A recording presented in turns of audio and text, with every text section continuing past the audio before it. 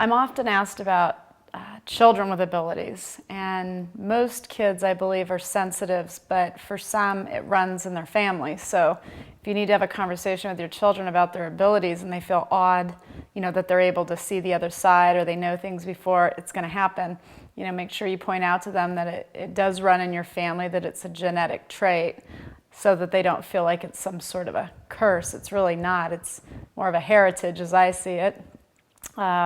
Children with abilities can be difficult to direct so that they're able to foster their abilities, unless you're a medium, I think. So this is why I'm doing this piece, because not all moms and dads have the ability to see the other side.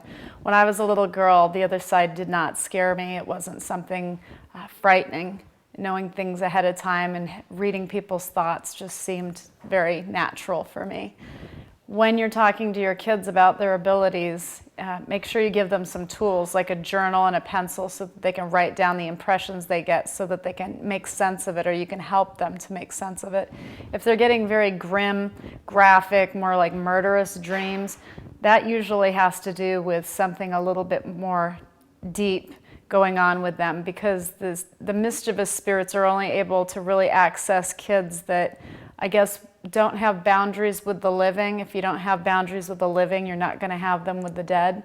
So it's important to teach your kids, when they say no, to mean no, whether it be to the living or to the other side, because you really are able to direct when they're there with you. And children are very vulnerable to the other side because they have no walls, which us adults are very good at putting up high and thick. And so often they can't get through to living adults, but children are easy for them to access. I find it helps my kids to have the radio on low at night in their room with some easy listening music or jazz on. It distracts the part of their mind that the other side communicates with, so that'll help them to sleep better. They do need an outlet, though, and I find writing down what they feel and the impressions helps not only make sense of it, but as they get older, they'll be able to read the signs so much easier because they will have seen it before and they know it. And that's how you learn. Like, the world is our classroom.